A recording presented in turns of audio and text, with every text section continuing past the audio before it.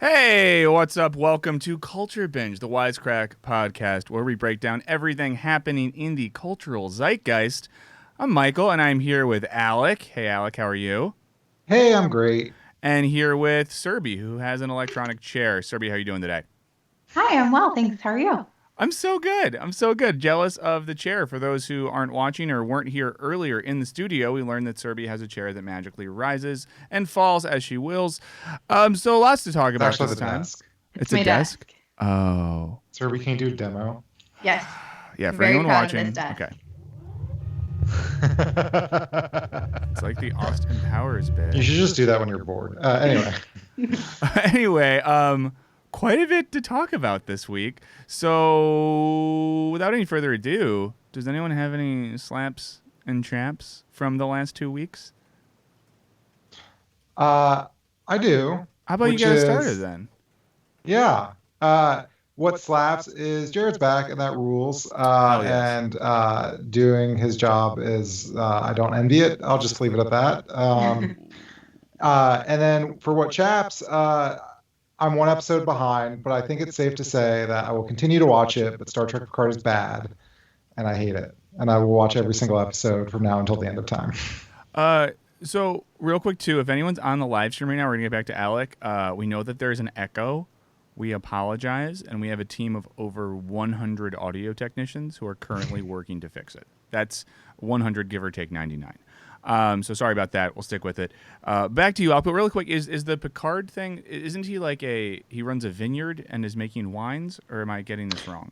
Yeah, he always, there was reference to that in the original, in the Next Generation, that he had a vineyard.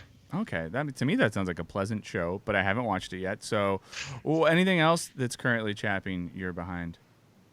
I think that's it. I think everything is great and wonderful, and there's nothing to complain about ever. That's the state of the world view through my eyes. Serby, what's slapping and chapping?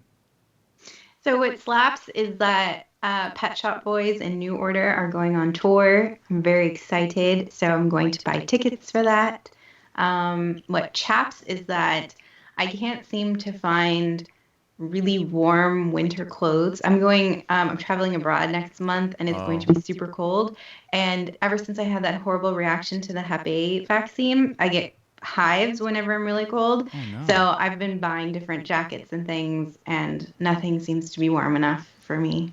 I really just recommend layering. Not that you asked for recommendations, but No, I want layering is- recommendations. That's what I forgot. So if Yeah, anybody has layer. recommendations, please let me know. And if anyone in But, the like, chat what- has recommendations, please throw them our way. But like, what material for the for the layers? I've spent way too much time thinking about layering because I'm going on a long hiking trip. But what hikers do is they'll have like a puffy, which is usually like a down jacket, but like a thinner one, like not a very heavy one. And then you have a base layer, which you could do a lighter layer or like a mid-weight layer. So think about like a long sleeve, usually like athletic material, although you're not going to be sweating, or maybe you will, so that won't be bad.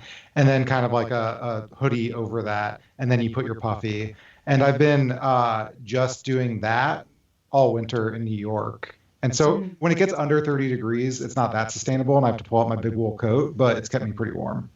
So for the down jacket, what fill do you recommend? Because I bought a 550 and I was really cold at like 60 degrees.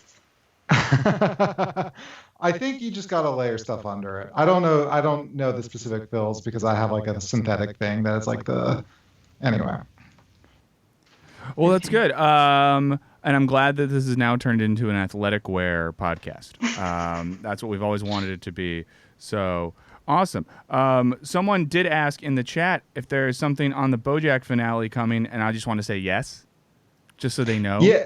Yeah. There's a Thomas Ambrosini, one of our writers, is pitching me a thing that we haven't quite figured out, but hopefully when I read it more thoroughly, it's the best idea I've ever heard, and it will be on the channel in a month or so. Yeah, or hypothetically, a Good, Bad, and Brilliant that's completely about the finale of BoJack. Oh yeah, that too. I forgot. That was already about that. filmed? Yeah, wow. I feel pretty overlooked. So what chaps for me is Alec overlooking the work that I do to talk about things that haven't been created yet, which will be good, I'm sure. I'll do mine real quick. What slaps in my world The TV show High Maintenance came back on HBO since we were last year. I think I can confidently say overall it's my favorite show. I've never lived in New York, but I feel like it gives me this like interesting view into Alec's world. So that's great. And the other thing I'll say, I'm going to be greedy and do too. Portrait of a Lady on Fire, French film, was out in limited release, is now out in wide release. Saw it the other night. Truly phenomenal movie. Anyone who lives near a theater that's playing it should go see it. It's just fantastic. What chaps? Two quick things.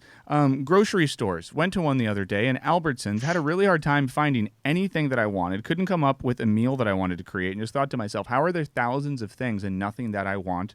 Found that frustrating. And the other thing is, I think my best friend might be moving to Europe chasing a woman. Oh, not chasing like he's going to do anything bad, like a love chase. But I don't like that because you want your friends around you. You don't want them in Europe finding love. So I wish that all my friends remain unhappy and near me. I feel like I left it on a bummer note, so I apologize. Thanks a lot, Michael. I know. Really hitting a nerve with me right now. Oh, no. Shoot. I didn't mean to do that. Everything's great. Love is real. And everyone who's good will find it, and everyone on this podcast is good. So let's get into our topics for this week. We have a lot to get to, including a special guest later in the episode. I don't want to spoil it, but please stick around. Or should we spoil it? We'll spoil it. Okay, awesome. It's Jamie Loftus is a comedian. She's a writer. She joined Mensa for a year and made a podcast about it, and I thought it was really funny. So I was like, we got to interview this person. So we did. We pre-recorded it, but we'll play it for you all. And it's awesome, and it's great. So stick around for that.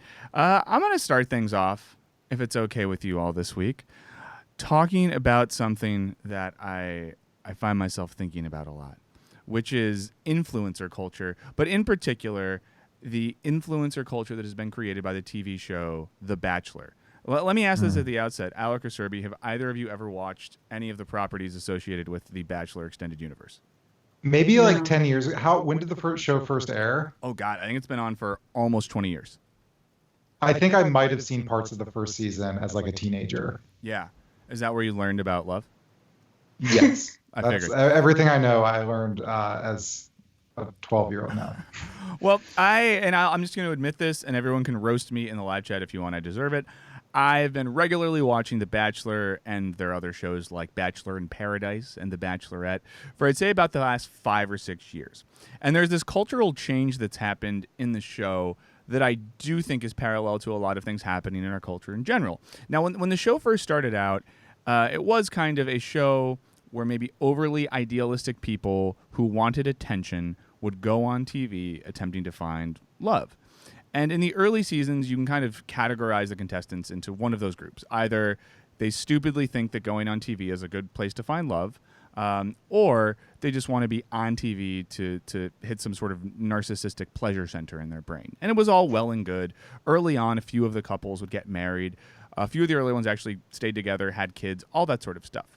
What's happened in recent years, however, is rather than becoming a place to go get attention or find an idealistic form of love, it's become a sort of minor league system for online influence marketers. So you go on this show these days with no real intention of finding love, of getting into a real relationship. You go to get enough attention to get a big enough follower count to then make deals with all of the brands that make exclusive deals to people that have been on these shows. Now, for a few seasons, this was kind of happening in the shadows. Like, we knew it was taking place and no one would acknowledge it. Now, however, contestants will sort of try to sabotage each other. In the most recent season, a young woman who was on the show named McKenna got thrown under the bus because she was already workshopping the hashtags she was going to use on her social media when she got off to get deals. And it's not a thing as well where people are making a little bit of money off of this. There's a couple that got married from the show called Tanner and Jade who have made, and I'm not exaggerating, millions of dollars off sponsored Instagram posts. They are legitimate millionaires because of this. And it's not all social media influencing. Others have gone on to start podcasts where they talk about the show that they were on that have really high-paying sponsors. Some of them do these events around the country now where they'll go to like a convention center, people that are on the show will speak, and then they'll sell like branded jewelry and things like this. So it's hit a new level of cynicism in this. So what I wonder as well, and how I think this, I guess, touches on our culture as a whole, is it makes me think about how many spaces in society are just places for wannabe grifters to get enough attention to leverage their followings and sponsored content or their own media brands. Because this doesn't just happen on The Bachelor. It happens with like resistance Twitter and people that like get involved in causes. Like there's all of these ways now that people can grift. And of course we all know about like Fire Festival and Theranos and all these large scale grifts. But because you all are not members of Bachelor Nation, which is what we call ourselves, who watch the show, it's a real thing. I mean, am I overreacting, or are we just seeing a large-scale cultural shift towards grifting being the new career path for attention-hungry millennials? I think grifting is pretty old, but it's definitely different. different. A new type of grifting, right? It's like a new and exciting form of grifting. Speaking of grifting, I walked by and saw Salt Bay opened a restaurant, and the restaurant is, I swear to God, it's just called #Salt Bay. Not Salt Bay. They put the little pound sign in there. The food looked really good though. But sorry, Serby. I really relate to these people because the only reason why I'm on this podcast is because I want to be an influencer and a grifter. I have no Instagram. I barely have a Twitter. So I don't know how this is going to work out for me, but we'll see. And let me just interject too to say thanks to Dude Abides. Threw some coin our way and said he loved the episode Alec and I did about righteous gemstones on Good, Bad, and Brilliant. So thank you so much, Dude Abides. Aw, That's thank so you. Sweet. Yeah. Well, here's a question. So in my mind, the people who used to be on reality TV shows, like the people who they would recruit people who seemed to be the most mentally unstable that would make good TV. Mm-hmm. And the people, there's like a selection bias. The people who are most mentally unstable are the person who says, I want to be filmed 24 hours a day while I'm having sex with random people. Yeah. And not just about the Bachelor, but sex. any Joe Millionaire, whatever reality TV show, there's something there. But now is it more mentally stable, competent? Because here's my thing about grifters. They're usually super smart. And I'm not calling these people dumb. I think they know exactly what they're doing and have just made a choice and are sticking with it. And so is there more self-awareness? Are there sort of smarter, more stable, more competent people on the shows now? Well, yeah. So that you can really break down the people that come on the show into maybe like 3 categories that are split amongst thirds. You do have the traditional crazies, people that show up, especially on The Bachelor, like first night in a weird outfit, get shit-faced and make a mess of themselves. Then in the middle, you have this category of people that present as relatively normal, but are not. They're clearly in for the grift, or they're already planning their next move. These are the people that like stuff comes out on social media when the show airs, showing their previous sketchy behavior. And the final third, you have the geniuses. The geniuses are the ones that completely present as earnest, honest people that are here, and this is the code word we use in this community, that are here for the right reasons. That's always the question that gets asked. People will say, I don't think she's here for the right reasons. But the people who are, quote unquote, here for the right reasons, who go further in the competition, because of course the crazies get let off weeks 1 to 3. The kind of mid-level earnest, but we can see through it, people get let off, let's like weeks 4 through 7. The people that stick around the longest end up having the biggest grifts, because they then come across as someone who like was here for the right reasons, and I found love and it didn't work out, but I'm excited to tell you about this new tea that makes me poop out all my weight, or something like that now. So it's almost the people who seem the less obvious in their grift who are clearly the ones making the most off of this. And it's sort of the mindset is the longer you stay in the game, the more money you're going to make at the end, which means in some cases people, this is kind of dark, might be having sexual intercourse with someone they don't even care about that much, because you got to get to fantasy suite week to stick around the longest to get to the end of this. Shit, maybe I should try out for The Bachelor. Hey, it could be fun. You get to stay in a nice mansion at first, and they do some good trips. They went to Cleveland this season in winter. So, but then they immediately went to like South America and stuff in Buenos Aires. This kind of reminds me of the corporate world. Like, I always get off like weeks 1 through 3 because I feel like I'm the one who's always like, this culture is whack. Like, what is going on? Like, this is so weird. I'm the one who's always making noise. But the people who know how to play the game, they're the ones that like climb the ladder, and they're the ones that get the promotions and things. So I feel like there's a lot of parallels between these like influencer grifters and people who do really well in the workplace, from my experience. And I mean, good for them if they figure this out and they can make money by being an influencer. That's good. Yeah. I think there's also another interesting expansion in any reality show, not just the competition shows. I feel like the personalities are turning into influencers, and maybe the slightly different, have their own products that they peddle as influencers. And so some friends of mine really like that show about the Duggar family, and there's like a million of them, and they all have like podcasts. Oh, yeah. And they have sponsorships and are selling stuff, or the Little People Big World family. I remember there was one son in particular who stopped being on the TV show, and in this long Instagram tirade talked about how everything was fake and quoted Noam Chomsky, which is awesome. Whoa. Was that content made specifically for you? I think so. Or even I've been following hikers on, like, even hikers who are doing the Pacific Crest Trail, like that Wild movie, whatever, are now doing podcasts where they're talking about their favorite products. And I think some of it's in earnest, like, oh, here's the backpack that I used and you should use it too. But I also think some of it is give me that cash money from this $300 sleeping bag. Yeah. But in cases like that, it's not go like gross. Like a hiker promoting a backpack, whatever. Like, you're probably not making millions off that. The backpack you're promoting is probably fine. Whatever. I get worried about some of the more odious stuff where, there was a whole thing that happened, and there was an article about this, I think, in the New York Times, about some of the resistance grifters, like people that started these Twitter accounts after the 2016 election, who many of them turned out to be not who they said they were, who had conflicting political beliefs to that which they said. Some were outright like really bad people who created big social media followings that they cashed in on. And so that really worries me. I do wonder if either of y'all have thoughts on this. Like, how does the bottom fall out on this? What is the market collapse scenario of the influencer economy? Because it's bound to happen. I think there was a little bit of it, but I don't think, I think a bubble burst a few years ago in that influencers were kind of new and buzzy. And I was working at some jobs where like marketing was involved, and the people were just throwing money at influencers saying, hawk my product, post about me on Instagram. But a lot of it doesn't actually work. Yeah. Sometimes, like when Kim Kardashian decides to sell something, she says she's pushing, like, it's probably well worth the investment. But a lot of people are just grifting their way to, free hotel stays and free drinks and free products and stuff like that.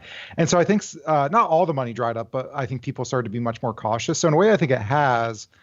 But then again, I think there's sort of like the creme de la creme of like, I was on The Bachelor. Those are the people still cashing in on it.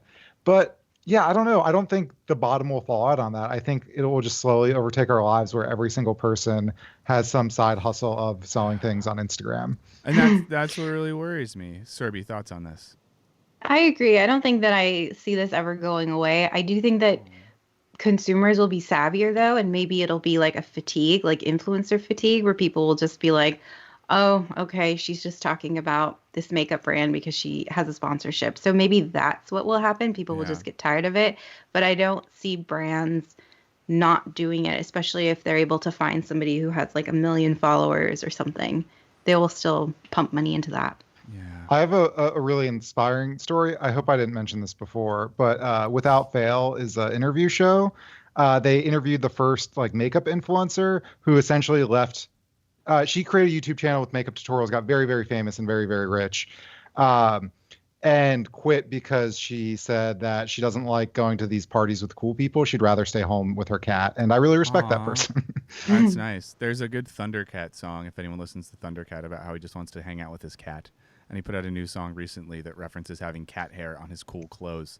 You should listen to it out. We'll wrap this up with sort of, I have a question for you all, but first a statement from myself. Why I do hope that the bottom falls out a little bit, because my hope for The Bachelor, to get back to The Bachelor, is that eventually the bottom falls out on this Bachelor economy. People realize it's no longer a viable career, and they get back on the show for the right reasons. They go on the show because they want to find love. And in our alienated and fractured society, the best chance they have is to live in a house with a bunch of strangers, have 2 drinks an hour, because that's the maximum amount of drinks you're allowed to have in an hour on that show, and meet a great pilot from outside Los Angeles, or a dental hygienist from Milwaukee, or a mortuary worker from the San Fernando Valley. That's what I want to see. Wait, and I hope we get back there.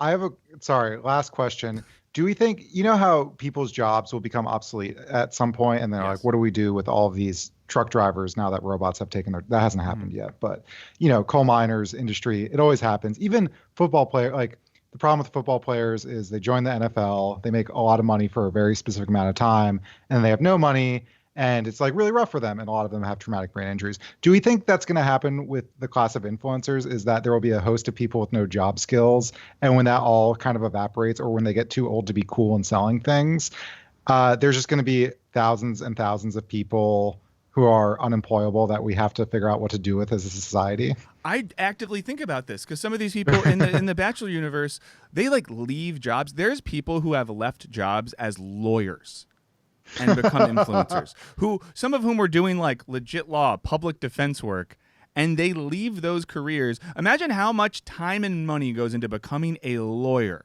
and you leave that career to like huck lipstick or shoes. I find that insane. And I think you're right. I think there is going to be a big class of people with no marketable skills because of this, and it really worries me. Now to wrap up with this, I do have a question, and we'll start with Serby. If you were an influencer, what do you think your brand would be? What sort of stuff are you hucking? What products are we seeing on your feed? It would be things that I use, or like things that I would want, like things that I think are great, like travel stuff, like, oh, this suitcase, or like this airline is really nice.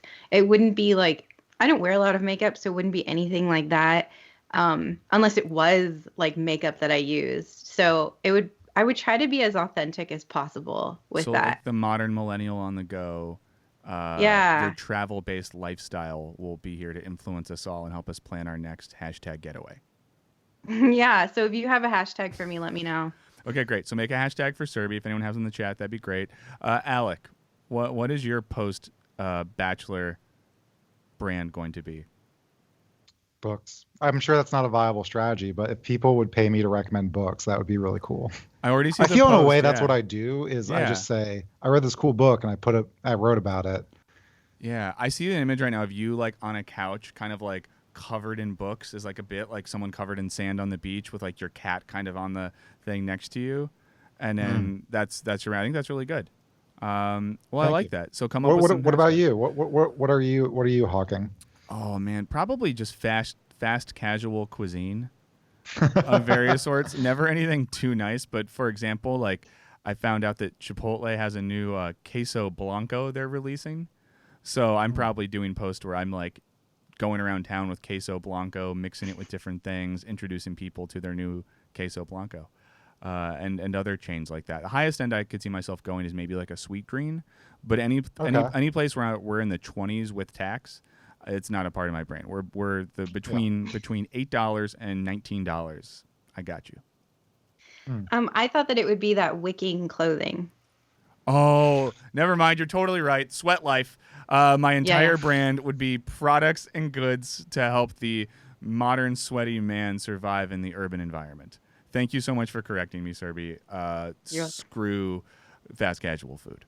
Well, thanks for letting me indulge my Bachelor conversation. Thanks for everyone who's listening who let me do that. I know it's a little bit off brand. Serby, what do you have for us today? So I was talking to a friend of mine at work, and she was telling me that she knows of somebody who's donating her kidney. And I unfortunately don't know this person, so I can't pepper her with questions and invade her privacy. So I turned to the internet to learn more. And I learned that in the U.S., there are over 100,000 people on the kidney transplant waiting list.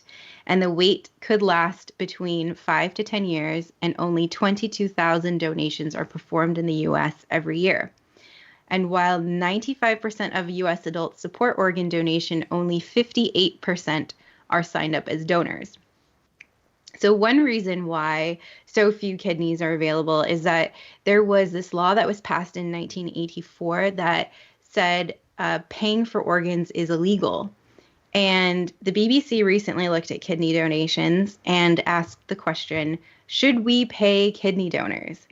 So the people who say no believe that if we start paying people for kidney donations, individuals will flood the donation list wanting the financial incentives, but they won't fully understand what they're getting themselves into. Some of the long-term effects of kidney donation are nerve damage, pain, reduced kidney function, high blood pressure. And the National Kidney Foundation, they're a big influencer in the field. They oppose paying for kidneys because they say that any attempt to assign a monetary value to the human body risks devaluating the very human life we seek to save. Which I don't know that I agree with. But let's move on to the people who say, yes, we should pay for kidneys. So they combat these hesitations by saying that we can put in safeguards like built-in waiting periods to educate people about the effects. We can have delayed compensation, and payment doesn't have to be cash. It could take the form of tax credits, school vouchers, or other long-term government benefits. The other thing they say is that 500,000 Americans are on dialysis. So if you don't get a kidney and you're on the waiting period, the other option is to do kidney dialysis. And each patient costs $100,000 a year. And according to one estimate, if the U.S. government offered $45,000 for every donated kidney, there would be a net gain of $46 billion. So, what do you think? Should we pay for kidney donors? I don't really see a downside to it, and I'm very curious if I'm missing something. It makes me very, very, I'm sensitive to, I think, both sides of the argument. So I think the best way to put it is that makes me very, very nervous. And I think one way to, I read the article you're talking about, and I don't think it did the best job of explaining like what the possible downside is. And I think plainly it is that you're going to have a class of people who are selling organs and kind of doing damage to their body because they're in financial distress. Like imagine being a mother who can't pay her bills and is like, well, shit, I better sell a kidney. And we could talk about the protections and stuff like that in a second. But I think philosophically, the one conception is that we should pay people is that, you have two, like a party agreeing to a thing. There's a consensual exchange of services, if you will, or goods and services. But the other is I was brushing up on Isaiah Berlin, and maybe he's not the best person to frame this, but he's a philosopher that came up with this idea of positive and negative liberty. And I think this is an interesting way to think about kidneys that kind of complicates the notion that you can just willingly sell your kidney and it's like end of the day, like why would you stop that? And he's talking specifically about smoking. And let me just get this out of the way. Gives this example, you're driving on a road, you take a right turn because there's nothing blocking you. It's sweet. You take a left turn, nothing blocking you. You get a fork, you go whatever way you want. And that is an absence of restrictions to your freedom, right? Nobody is choosing how or where you can go, right? And so that's like a predominant way we think about freedom. But then he says, what if you're at the fork and you take a left-hand turn because you have a tobacco craving and need to go pick up cigarettes? And what he argues is there's this other kind of freedom that is more about our full sense of agency. And his argument is, for the addicted smoker, they're not truly in control of themselves. And now I'm not claiming people selling kidneys to be addicted to cigarettes or anything like that. But I think when you think about being in control of your actions, there are so many external factors. And one of them is just like financial duress, for instance. They're going to foreclose on your house. And so you're going to do things. And not just with selling kidneys, but like lots of decisions people make are done out of this and not necessarily their own. They wouldn't have made that decision otherwise. And so I think it always runs the danger of that. And I think with things like this, you get and not just organ donation. There's a lot of things where it just seems like poor people are subsidizing the rich with, labor and body parts and stuff like that. And so that worries me. On the other end, donate your kidney, maybe get paid for it. There was also discussion of non-financial rewards that most people were cool with, and I'd be totally fine with, if you donate your kidney, we're going to send you to like the coolest resort in Tahiti. You're going to have a great time, 2 weeks off. That doesn't feel like some sort of like exploitation there. Yeah, I mean, I don't want to retread the wonderful ground that Alec just treaded here so eloquently. But yeah, I would worry about like a Black Mirror type dystopian situation where the poor become the sites for the organ harvesting of the rich. And I think that if we lived in a society where people didn't have like crushing debts and financial needs and they were able to make a decision on the basis of being okay, sure, I think that'd be great. What terrifies me about this idea is, people in desperate situations who might think like, do I foreclose on my house or donate my kidney or another organ? Do I default on student loan payments or do I do that? And that's really what would make me nervous about that. The other thing as well is whenever we mix profit into things like the ability to continue to healthily live, I get nervous. And what example do we have of a regulated industry like this where things don't go relatively poorly? So there's that. On the flip side, I wonder if you could do like either the trip thing I like, but maybe there's a way you do like a tipping system where when you get into it, like a ride share thing, more tipping. Like, I give you a kidney and I know that you might be able to tip, you might tip, you might not, depends on how the kidney works. So maybe there's that where it's not required for that, or something like tax credits or tuition credits at a local university, something like that. And I guess the other thing, and I imagine, Serby, you know something about this. I mean, is it better to put effort into something like that right now or to try to continue to accelerate research into, cloned and stem cell-based body parts so we can just make kidneys? So then we don't have to worry about people selling. Oh, that freaks you out? Oh, well, just like the idea of growing organs has always like really, I don't know. It's like my mind refuses to accept it for some reason because it just feels so sci-fi. So when I first had this idea of doing this for this week, my first concern was about the inequality and will people from low SES backgrounds be exploited. And then I read about these safeguards, like non-cash options. And then I started to think like, oh, well, my concern was the same as the concerns that you brought. Like, are you going to just sell a kidney because you need to pay for food and stuff? And I didn't like that. But then I was like, well, what if you get tax credits? Or like Michael said, what if you get tuition reimbursement? Or what if somebody knocks off like loans? Or what if you get a trip or something like that? Like if it's not cash, then does it change your perspective at all? Because it did change mine. I think some of those sound better. So when you say tuition discounts or something, I think that brings up the same concern of I can't afford college and I need to go to college to have a life. And so I'm going to do that out of desperation. I don't, and possibly with tax credits, and even one of the arguments is deferred payment.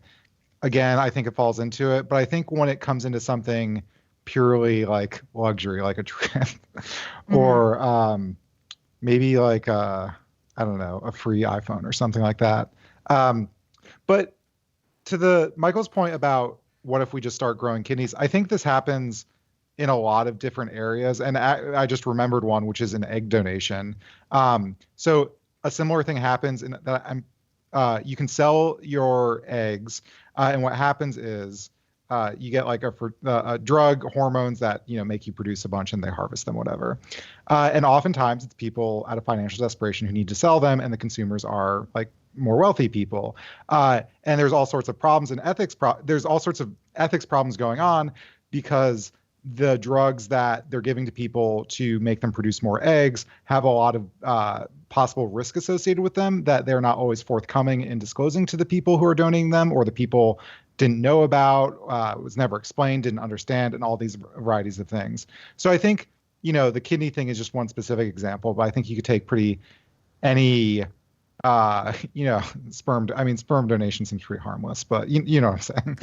Yeah, I saw an episode of what's it called, the singing competition show American Idol, where a contestant was the product of a sperm donation, and she met her sperm donation dad, and he had over like 27 kids, and all the sperm donation kids like met each other and got together. It was wild. I'm sorry that that's tangential, not really related to this.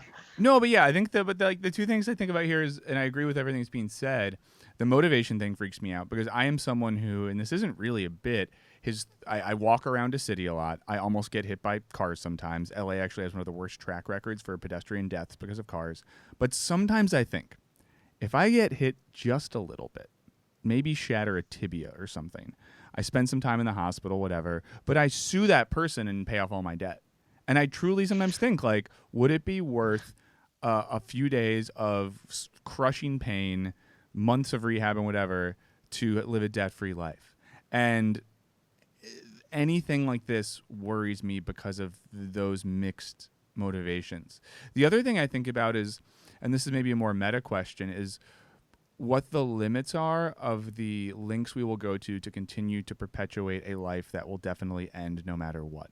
And this is a bigger question about kind of medical ethics and how we conceive of these things. But like, at which point do we ever get to a point where people are just like, if they have the means, are just like buying organs, getting blood boys to keep themselves going, all of this sort of stuff on this infinite quest to live forever? And at what point do we accept this whole game we're playing?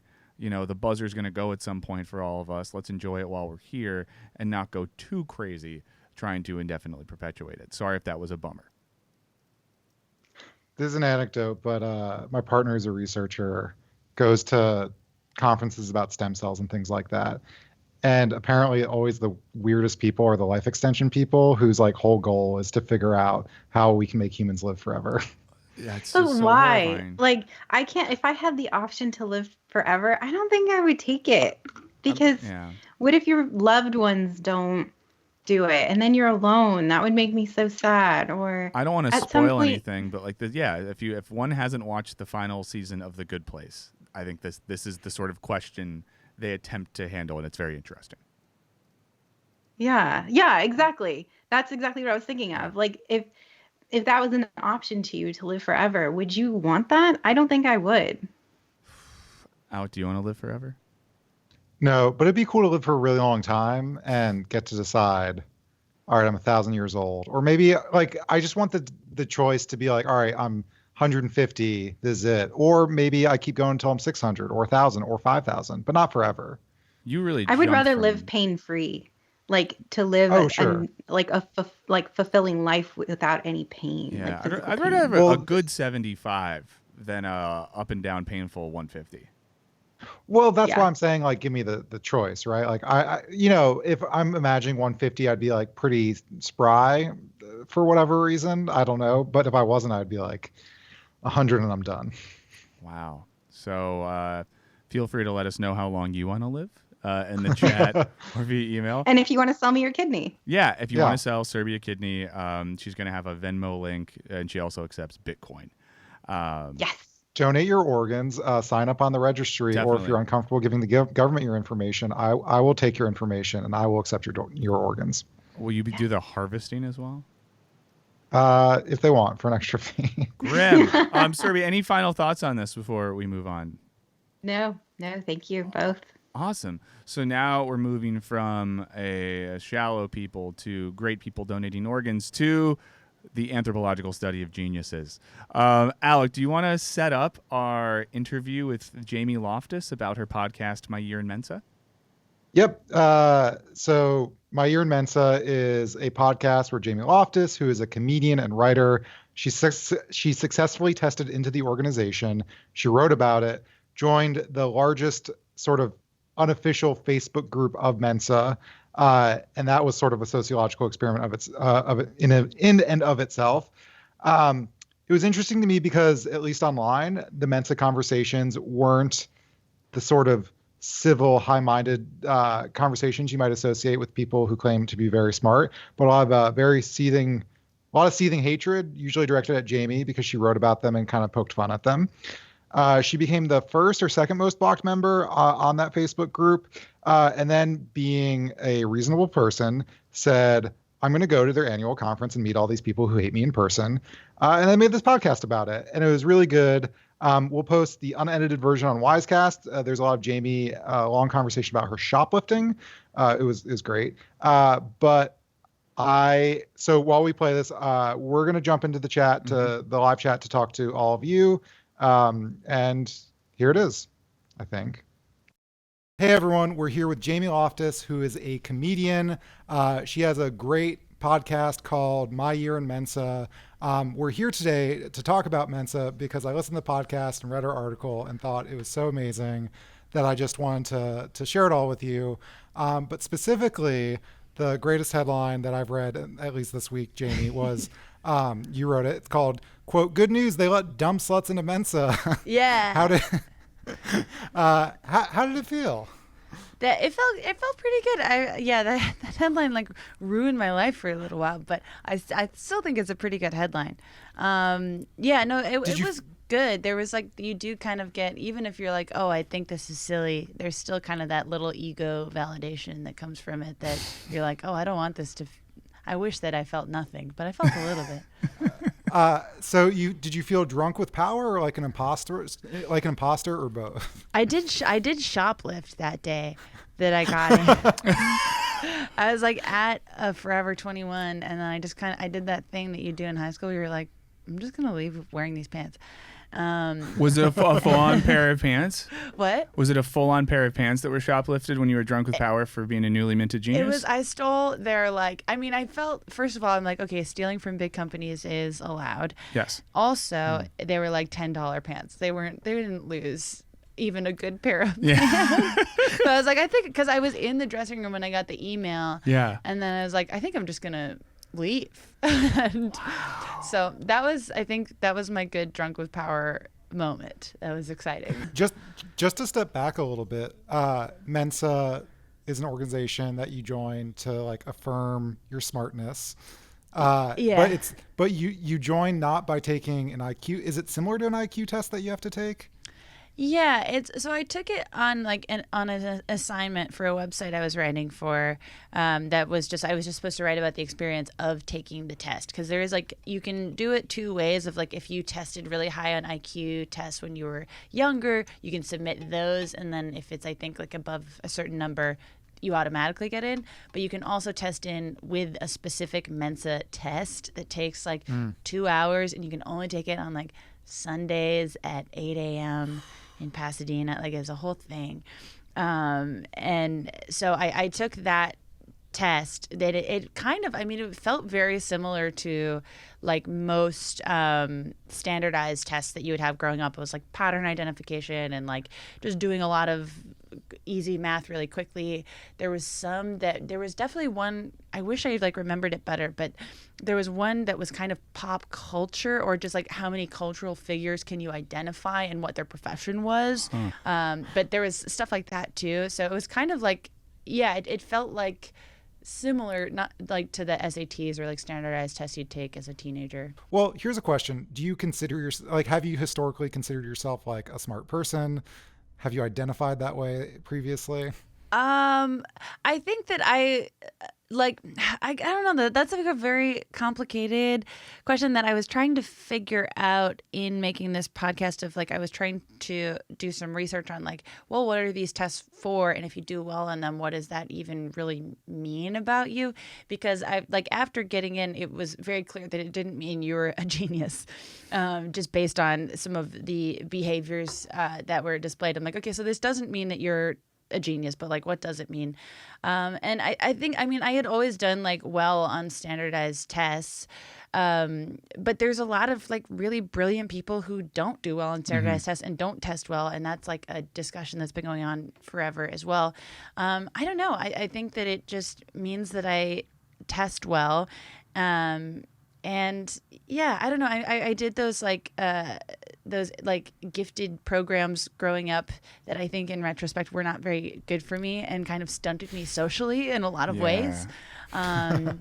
And I think even in my hometown, because my mom teaches in the public school system that I grew up in, they're kind of doing away with those because it is like, you can whatever be learning more advanced stuff when you're a kid, but if you're just completely sectioned off from other people, it's not healthy for you. And it like, I think best case, you're just maybe a little socially awkward when you are released into the general public.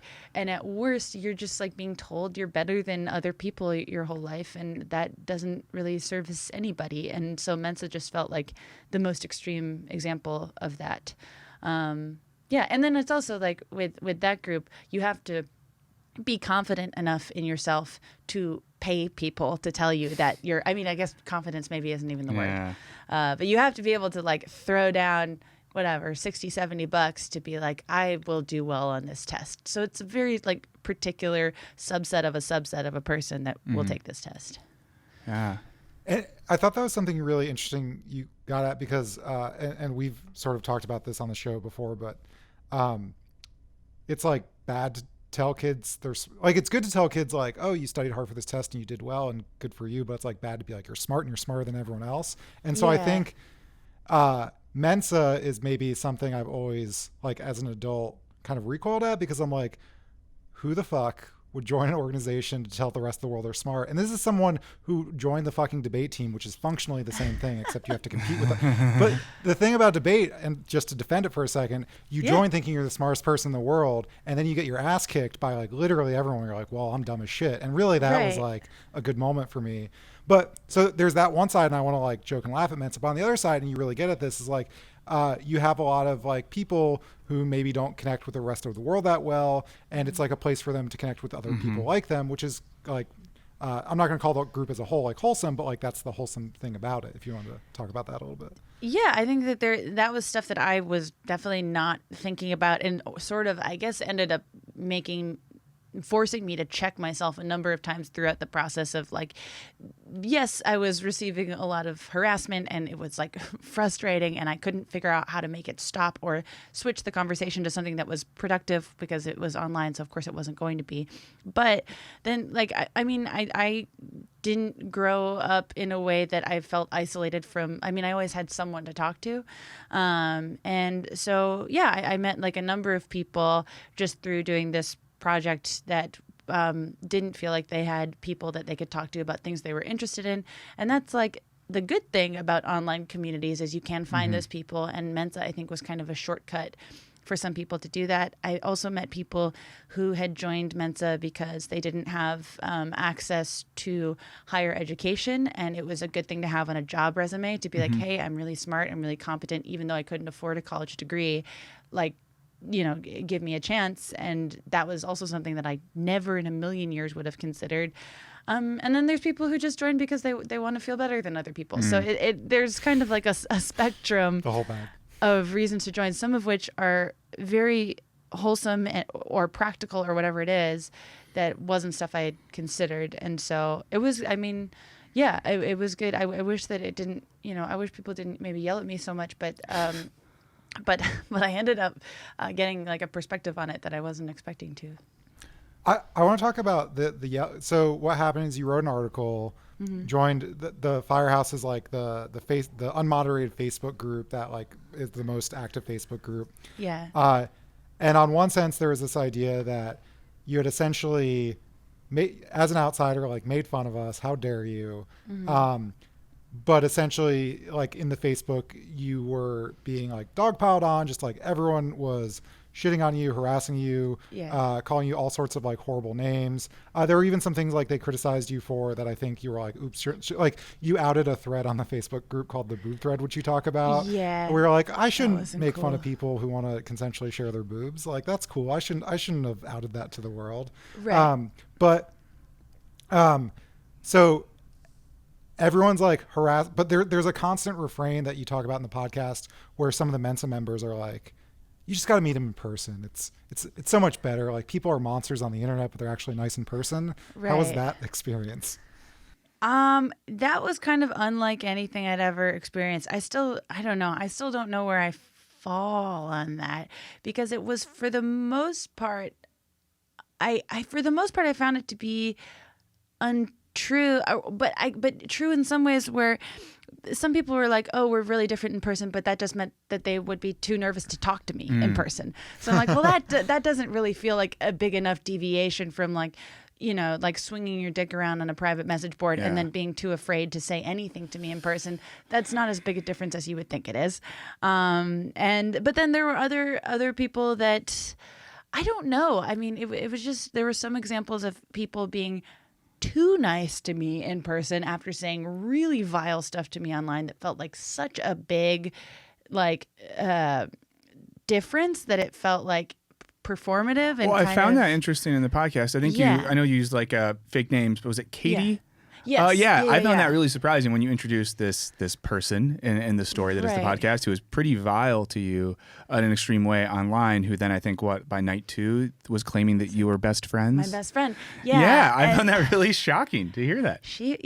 That I still am just like, what was going on there? I mean, and that portion of it felt kind of performative, but then we actually did end up having a discussion that felt, I mean, productive and frustrating and all those other things that was like, oh, this is the conversation I wanted to have the whole time. But it took, I mean, that conversation there's a 0% chance it was ever going to happen online in a way that made me check myself again too, where it's just weird when you're being dogpiled on like that, like the things about yourself that other people will take completely out of context and pass it off as the truth. Yeah. And you can almost track like, oh, I guess I can see why they might make that assumption on me based on this contextless.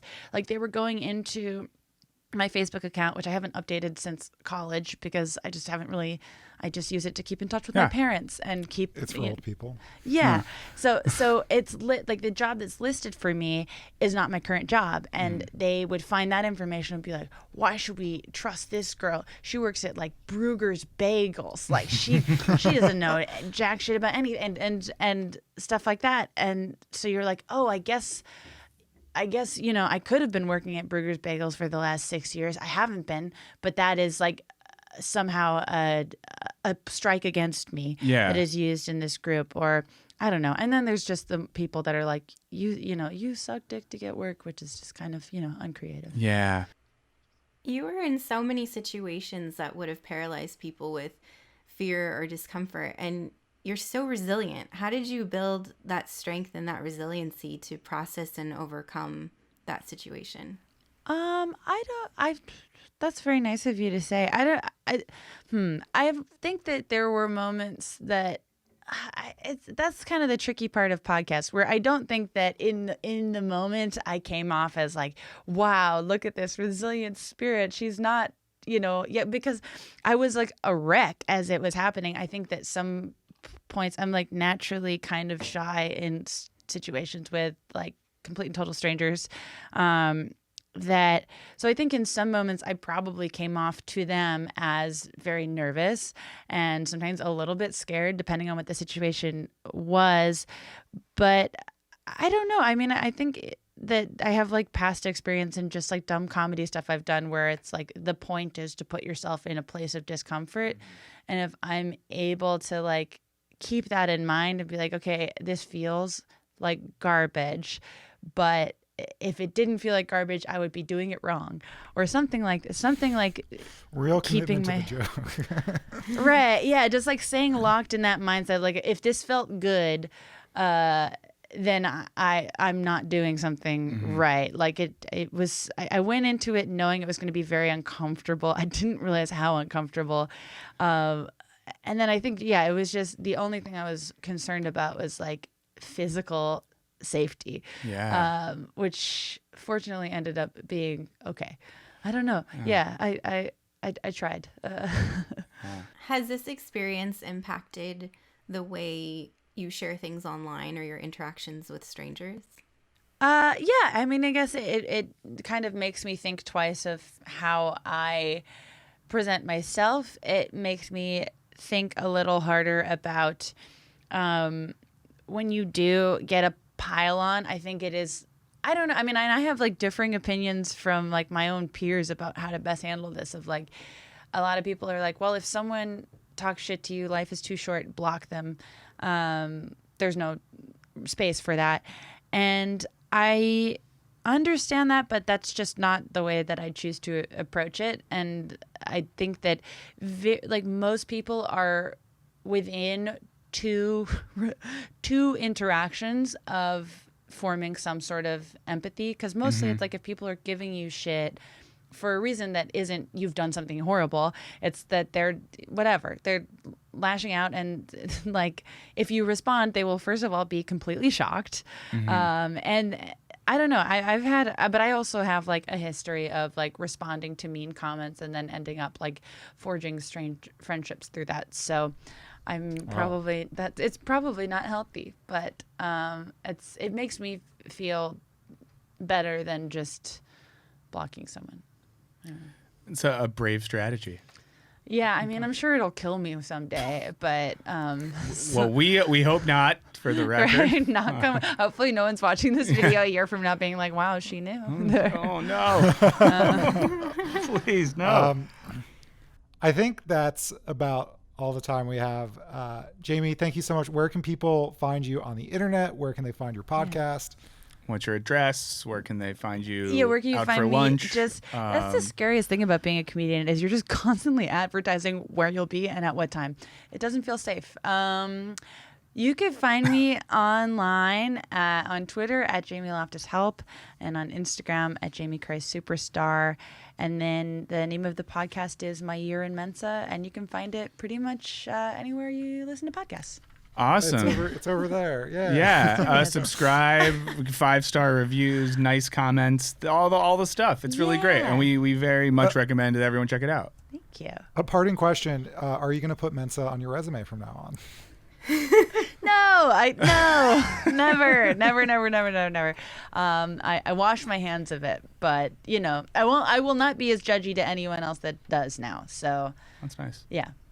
Cool. Thank you so much for having me. This is so much fun. Yeah, thank you so much, Jamie. Yeah. Wow, and that was we're back. Our interview with the wonderful Jamie Loftus. Yeah, and I just want to, in the chat earlier before the segment, people were establishing who had the better beard. I'm sorry that you lost, Michael. I don't want to be a part of the competition. Mine isn't good right now. It's kind of, I'm in a weird state, so you definitely win. It's classy. It's a classy beard. Anyway. And let me just say, for anyone that enjoyed hearing Jamie talk about that, very accomplished, very funny, and very weird in a good way, a comedian. So if anyone enjoyed that, Google her, look her up. She tours a lot. She has a really great one-person show called Boss Whom Is a Girl. She's been running recently, so check her out if you can.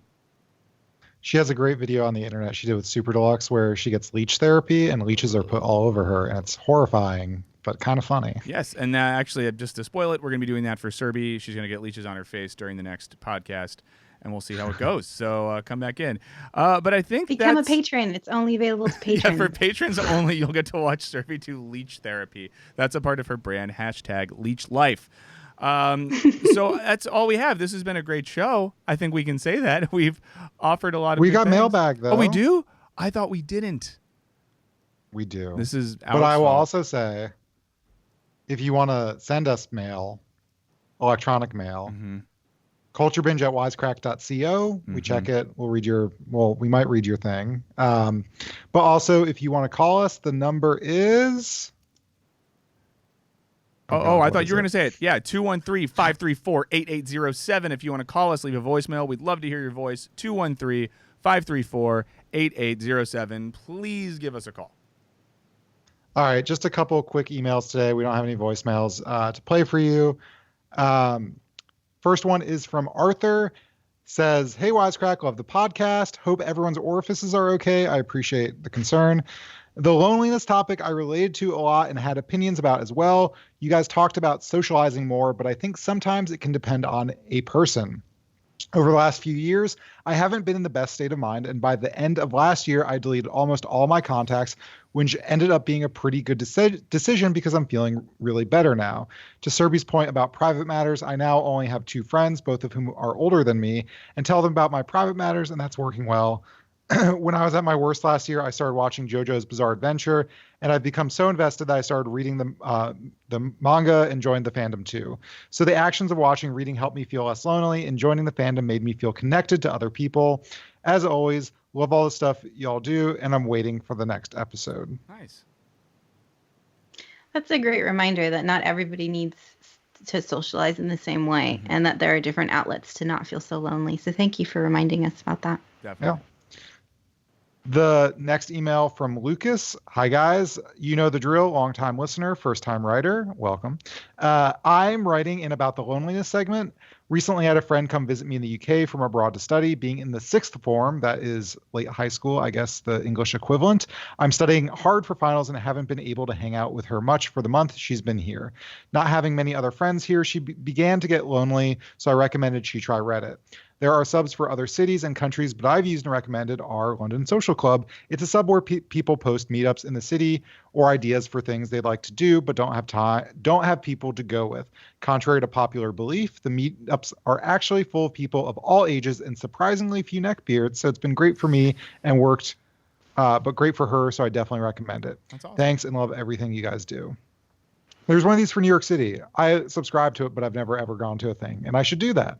That's good to hear. I think I've been hesitant about stuff like that because I assume it's going to be a trap and I'm going to get murdered. So it's good to hear that it's just like cool, like-minded people of all ages.